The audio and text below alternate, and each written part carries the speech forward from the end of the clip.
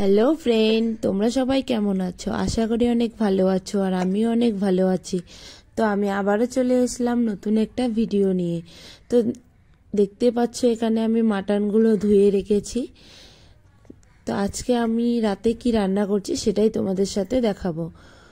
তো এখানে আমি মাটনগুলো ধুয়ে রেখেছি, আর এদিকে আমি পেঁয়াজ, মরিচ, তারপরে আলুগুলো কেটে রেখেছি। তো এদিকে আমি কড়াইটা বসিয়ে দিয়েছি, দেখতে পারছো। তো আজকে আমি মাটনগুলো কিভাবে রান্না করছি আর মাটনের সাথে আমরা কি খাবো রাতে, সেটাও তোমাদের সাথে দেখাবো। তো পুরো ভিডিওটা তোমরা দেখতে থাকো। তো এখানে আমার কড়াইটা গরম হয়ে গেছে, তো এখানে আমি তেল দিয়ে দিলাম। তো এখানে আমার তেলগুলো গরম হতে থাক, ততক্ষণে আমি মিক্সচারটা করে নিচ্ছি। তো এখানে মিক্সচারটাও আমার হয়ে গেছে। এখানে আছে পেঁয়াজ, কাঁচামরিচ, শুকনো মরিচ, রসুন, আদা, জিরা, এগুলো সবগুলো আমি মিক্সচার করে নিলাম, দেখতে পারছো। তো এদিকে আমার তেলটাও গরম হয়ে গেছে। তো এখানে আমি এখন দিয়ে দেব পেঁয়াজ আর মরিচগুলো যে কেটে রেখেছি সেগুলো, তার সাথে আমি তেজপাতাও দিয়ে দিচ্ছি। তো এগুলো আমি ভালো করে ভেজে নিব, তো তোমরা দেখতে থাকো।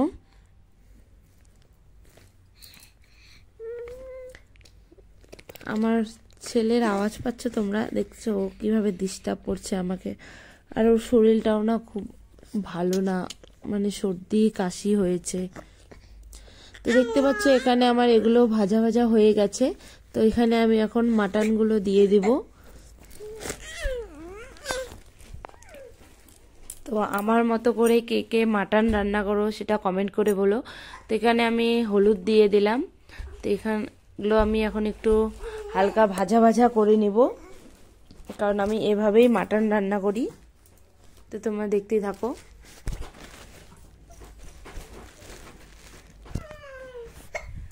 তো আমার এগুলো ভাজা ভাজা হয়ে গেছে, আর এখন আমি এখানে যে মিক্সচারগুলো করে রেখেছি সেগুলো আমি দিয়ে দিচ্ছি,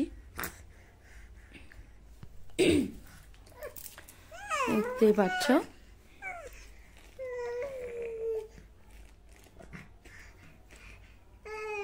আজকে না আমার ছেলে খুব ডিস্টার্ব করছে। আর এখানে আমি আলুগুলোও দিয়ে দিচ্ছি।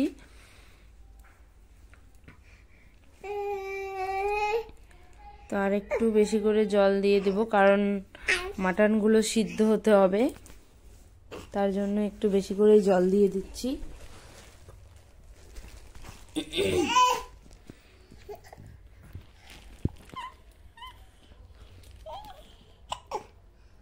তো যেহেতু আমি আগে লবণ দেইনি, তোমরা দেখতেই পেরেছো, তা আমি এখানে লবণটাও দিয়ে দিলাম।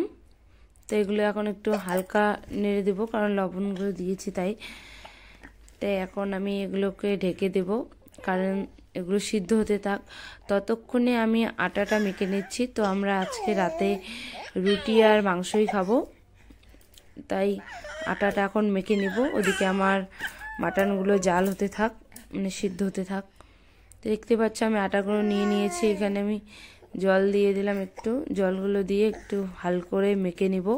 তো তোমরা দেখতেই থাকো।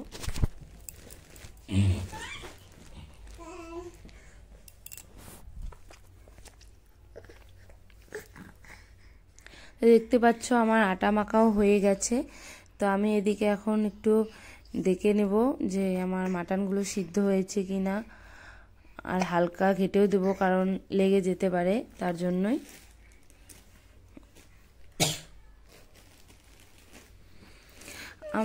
আমারও না শরীরটা অতটা ভালো না, আমারও কাশি হয়েছে। আজকে আমার ছেলেটা খুব ডিস্টার্ব করছে, দেখতে পাচ্ছ ও কিরকম করছে। আর ওর বেশি বয়সও না, কারণ মাত্র কি বলে 9 মাস হয়েছে। তো এগুলো আর একটু ঢেকে দিলাম। তো এদিকে দেখতে পাচ্ছ আমি আটাগুলো সুন্দর করে নাড়ু করে রেখেছি, কারণ আমার এভাবে রুটিটা ভাজতে সুবিধা হবে, তার জন্যই। এদিকে তাওয়াটাও বসিয়ে দিয়েছি।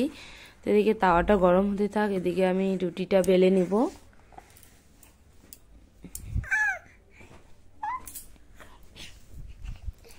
তো ভিডিওটা কীরকম হচ্ছে প্লিজ তোমরা কমেন্ট করে বলো, আর কোথার থেকে দেখছো সেটাও প্লিজ কমেন্ট করে বলো। দেখতেই পাচ্ছ আমার মাটনগুলো জলটা শুকিয়ে গেছে। তো এদিকে আমার মাটনগুলো সিদ্ধ হয়ে গেছে, কিন্তু এগুলো একটু ভালো করে কষান করে নিতে হবে। তার জন্য আমি আলুগুলো নামিয়ে রাখছি, কারণ আলুগুলো একটু সিদ্ধ হয়ে গেছে। তো এগুলো যদি আমি কষান করি তাহলে আলুগুলো গলে যেতে পারে, তার জন্য আলুগুলো নামিয়ে রাখলাম। দেখতে পাচ্ছ আমার কষানো হয়ে গেছে। তো এখানে আমি এখন জল দিয়ে দিব হালকা, কারণ ঝোল করব না, মাখামাখাই করব, যেহেতু রুটি দিয়ে খাবো তার জন্যই।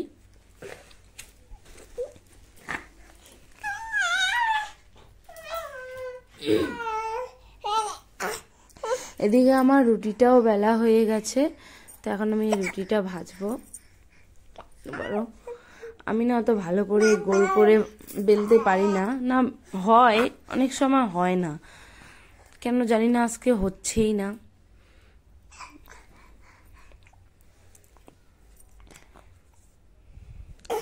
তো ভিডিওটা অনেক বড় হয়ে যাচ্ছে, বেশি বড় করব না। আর তোমরা কোথা থেকে দেখছো সেটা প্লিজ কমেন্ট করে বলো, আবারও বলছি। আর ভালো লাগলে অবশ্যই লাইক কমেন্ট শেয়ার করে দিও। যদি ফেসবুক থেকে দেখে থাকো তাহলে অবশ্যই ফলো করে দিও চ্যানেলটাকে। আর যদি ইউটিউব থেকে দেখে থাকো তাহলে সাবস্ক্রাইব করে দিও। আজকে আমার ছেলের না খুব ডিস্টার্ব করছে, জানি না, অন্যদিনও এরকম করে না, আজকে খুব জ্বালাচ্ছে। কি শোনো, এই যে দেখো কি করছি। তো দেখতেই পাচ্ছ আমার রুটিটা কিভাবে ভাজছি। তো এদিকে আমার রুটিগুলো ভাজা হয়ে গেছে। তো এদিকে আমার মাটন রান্নাও করা হয়ে গেছে। তো এই দেখতে পাচ্ছ আমার এখন আমি খাওয়া দাওয়া করব। তো তোমরা সবাই ভালো থেকো, সুস্থ থেকো।